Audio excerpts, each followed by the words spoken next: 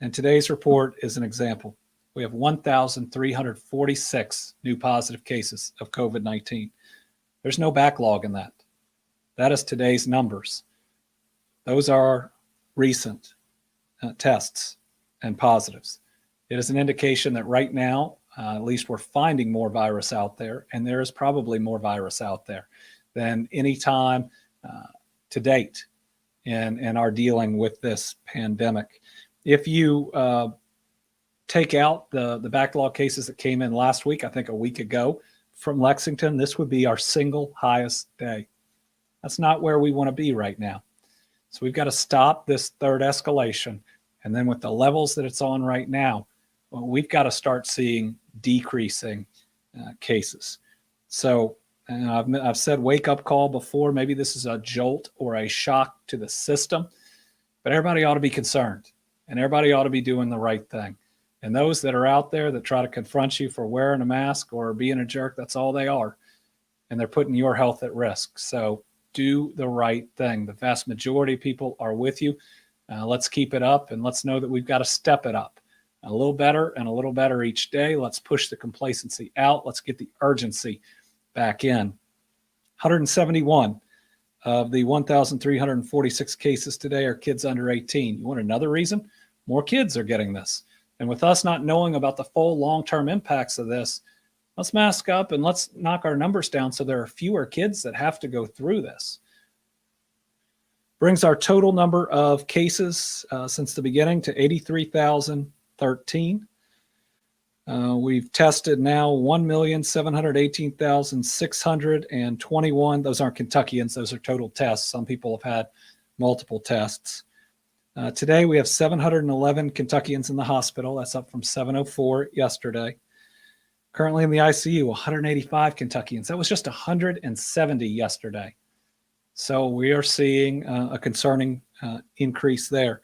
Currently on a ventilator. This one hurts. 113 Kentuckians. It was 90 yesterday. So while we still have capacity in our healthcare system, we are seeing increase in hospitalizations, increase in the ICU, increase on ventilators. And sadly, if we continue to have this amount of cases, we will see an increase in death. So think about it this way. If we do the right things, if we protect one another, we knock down the case numbers, which knocks down the hospitalization numbers, which knocks down the ICU numbers, which knocks down the ventilator numbers, which saves people's lives. I know we can do it, and I know we will do it. Our test positivity rate, 4.72% today, and Dr. Stack, I know we'll talk again about how we will be changing the way that we calculate it, but he walked through that yesterday, and we believe that it's just going to make the data better.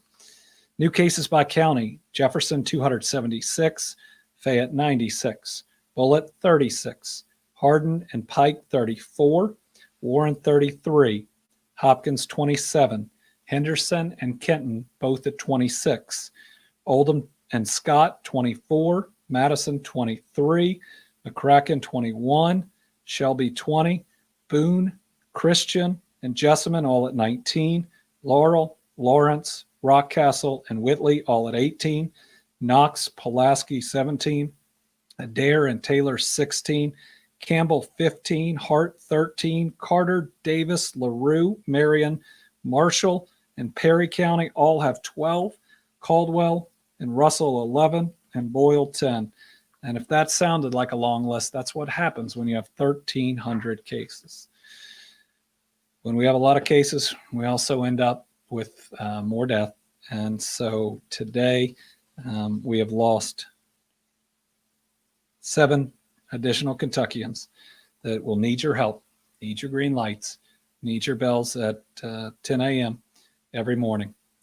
Today's include a 76-year-old man from Jefferson, a 49-year-old woman from Fayette, an 81-year-old man from Webster, an 82-year-old woman from Henderson, a 76-year-old man from Boyd, 78-year-old man from Franklin, and a 76-year-old man from Bullitt. A couple of the areas that we report on, long-term care facilities. We have 77 new residents, 58 new staff that are positive. 7 additional deaths are attributable to being in long-term care. 3 new facilities have had at least 1 positive case. All right, and sadly, today we learned that we have lost 2 veterans from our Thompson Hood Veterans Center in Wilmore that were at the Lexington VA. Those are now the 2nd and 3rd veterans in our veterans nursing homes that we have lost. Just another reason to make sure that we're doing everything we can to stop the spread of this, because the virus doesn't arise in one of these centers. It is brought into one of these centers. And none of the workers in the center would ever intentionally bring it in. And it didn't arise with them. Somebody spread it to them. And that person may or may not have intended to. But you can track that back, and it's decisions that are made that, if they're different, if they were safer, could have prevented now these 3 veterans from our veteran centers that we have lost.